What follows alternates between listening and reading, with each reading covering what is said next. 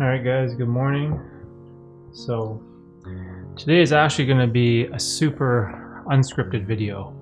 I had the day off and I figured I just wanted to talk about some things that I've gone through in my life, specifically social anxiety and my story and kind of how I got to this point where I'm at today. Now this is going to be a super unscripted, unprepared video, so I'm just going to keep it raw and just kind of tell a story about like how I've got to this point. So right now I am fasting, so this is basically my breakfast, some black coffee, because it is finally getting hot here in Canada. So another reason why I wanted to make this video was because recently I posted a video called Some Algorithm-Free Advice from a 36-year-old, and that video was inspired by the fact that I want to keep YouTube fun. I want to keep this platform and this content creation thing enjoyable. And far too often I've caught myself creating content specifically for some kind of algorithm, or for creating content for views or subscribers or something. And there's times where that's not fun, right? And this is what content creation should be about. It should be about you enjoying the process, showing the person who you are and just loving what you do, and create for the sake of creating and not create for some type of arbitrary algorithm or whatever.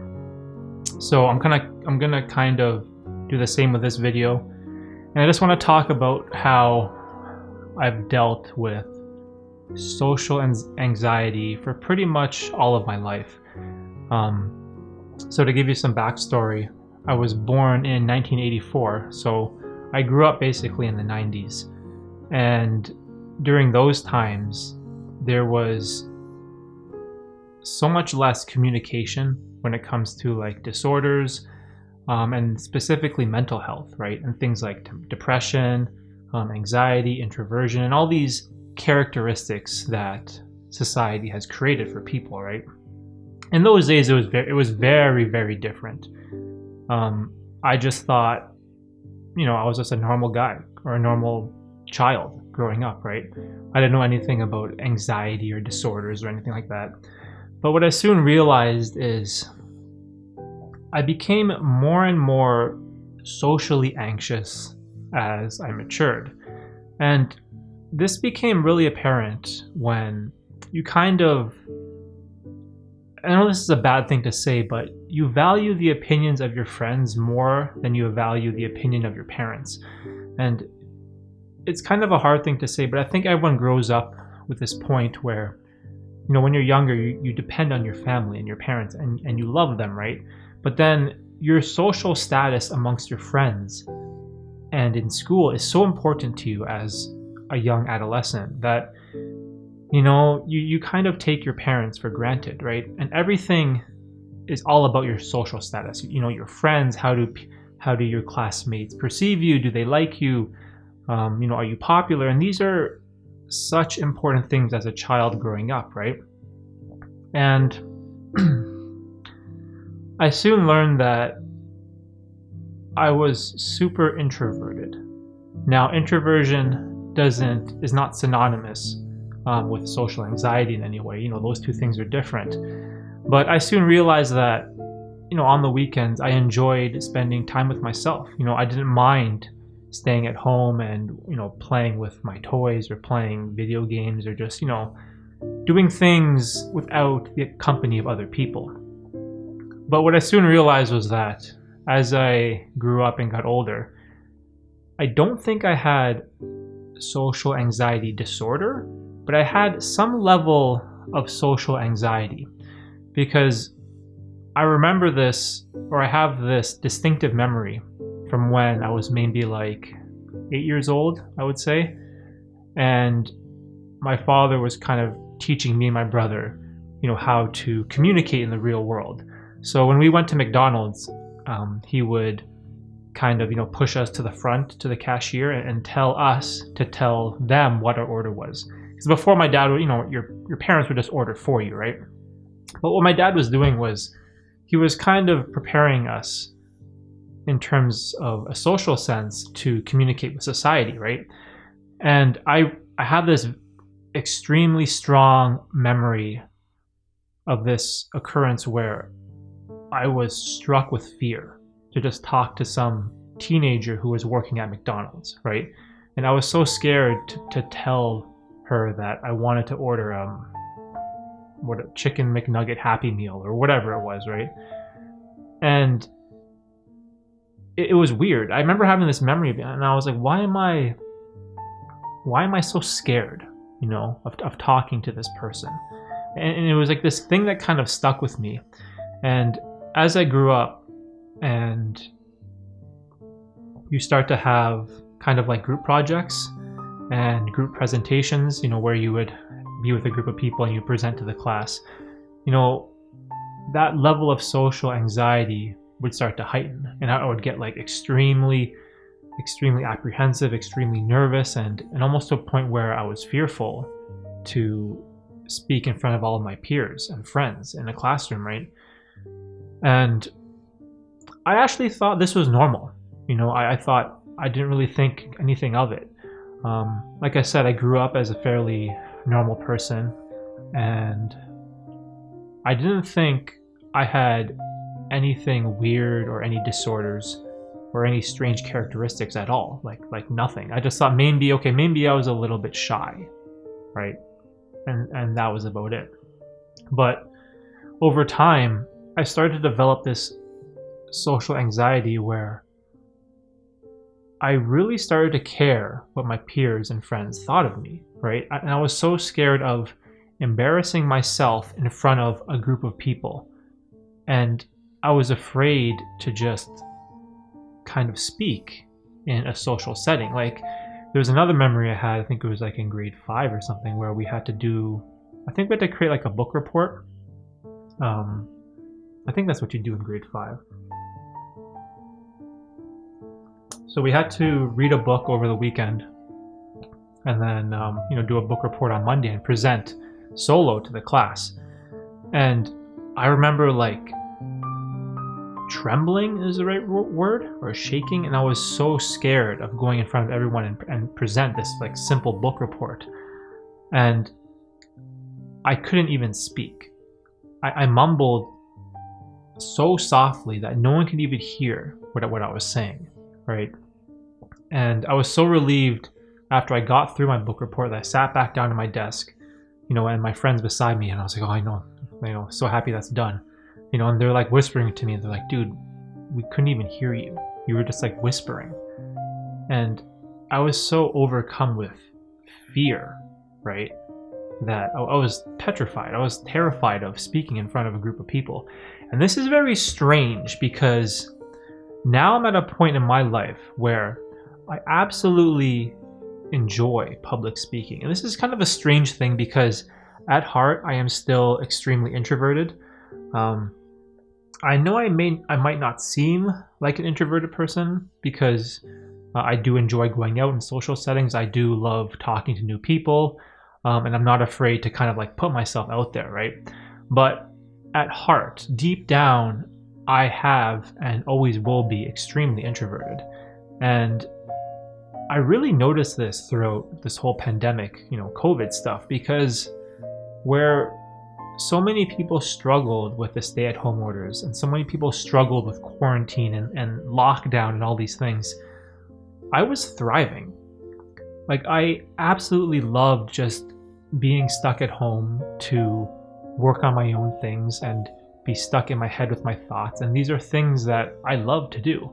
And it's given me so much time and perspective to look back at, where I was as a person and how I got to this point now.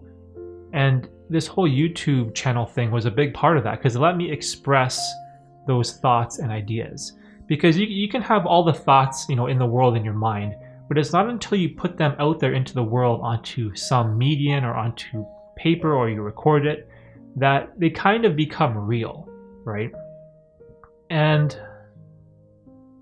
this past weekend, I was really thinking about this whole social anxiety thing. And I was like, do I have a social anxiety disorder, right? Because what's a disorder? A disorder is like a pattern. It's like a pattern of negative physical or mental behaviors, I think. So I don't think I have, a social anxiety disorder by any means.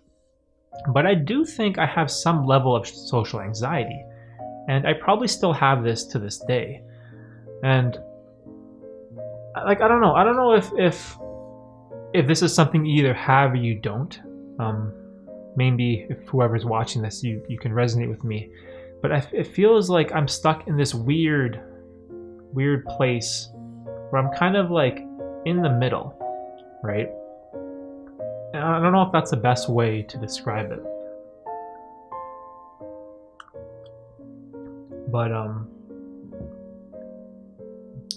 I definitely think that social anxiety is something that you can work on. And it has been something that I've been working on, for years now. And don't get me wrong, this is not something that I've conquered. No, I haven't overcome my social anxiety. This is still something that lingers with me, and it comes to the surface from time to time. But it's not something that I battle with on a daily basis. And the weird thing about that childhood story about McDonald's, that this still happens to me randomly from time to time. Now, it was probably before the pandemic, but I do remember going into like a regular store and having to ask like an employee working there for help or asking them a question, and then all of a sudden it'd be like that, and then I have these strange, bizarre feelings of social awkwardness and anxiety. And I'm like, oh man, what if I ask this person like a stupid question? What are they gonna think of me? And it's like this weird burning sensation you have inside, and it's like I stopped and I was like, I'm a 36-year-old man. I'm afraid to ask someone like, where do I find this product that I want to buy? Like, it's something so elementary and so simple, right? But for whatever reason, that still triggers that social anxiety from time to time. And this is a very strange thing, and this is kind of why I wanted to talk about this, because I consider myself very fortunate. I have good health. I grew up with a good environment and have good friends and family and parents. But what about people that have extreme levels of social anxiety? Like, does that lead you to depression? Like, does that lead you to other negative consequences in your life? Like, I don't know, right? But because the social anxiety that I go through is so mild now. But whereas when I was a kid, it was starting to manifest in a way that it was affecting my life. It was affecting the way that I communicated with my classmates, and it affected the way that I made friends. And as I continued to grow and I got older throughout my teenage years, I'm pretty sure everyone does this, but I countered my social anxiety with alcohol. Because whenever you're what, like 19, 20, 21, that type of age, you want to go out, you want to like, party, meet new people, stuff like that, right? But you have this like weird feeling like you're all tense, right? And you're all like pent up. And whenever I would, consume alcohol, it would just be like a sigh of relief. And I would just be like, like a big exhale. And I felt loose. And in that looseness, all the social anxiety would kind of just disappear. And I kind of used that as a crutch for a while, to be more sociable, to meet, new people and do things, right? But that definitely isn't the right way. Should I say the right way to go about doing things? I don't know if that's the right thing to do or if that's just something that we all do. I don't know.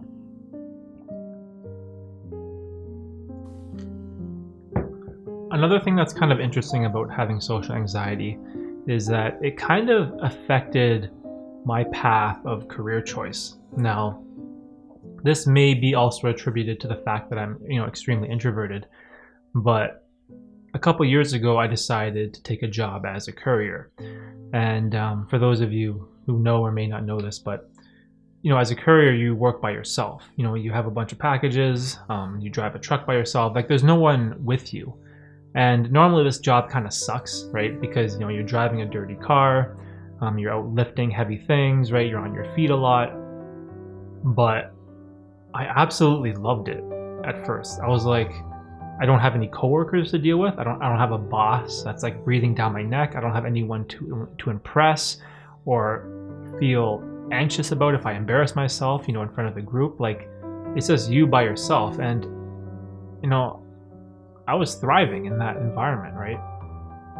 And I kind of left that position for a while because, it's not like the greatest job to have. But recently I came back to it and, I kind of do enjoy it. It's definitely like a huge contrast in comparison to this, content creation thing. But I think that, if you are someone that has social anxiety, right? Maybe the level you have is more extreme than the levels that I have, but I do think that it's something that you can work on. It's something that you can improve at over time and get to a level where you accept it. And I think I'm at a point in my life now at 36 years old where I'm okay, I'm okay not always knowing what to say in front of a group of people.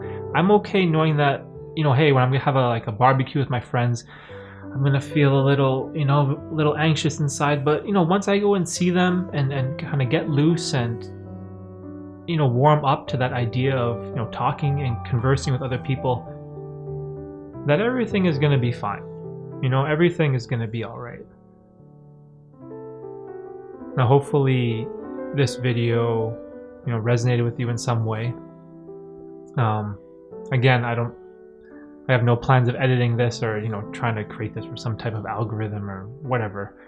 But if you enjoyed this style of video, with this more open, raw form of conversation, just let me know, and then maybe I'll do more of these in the future.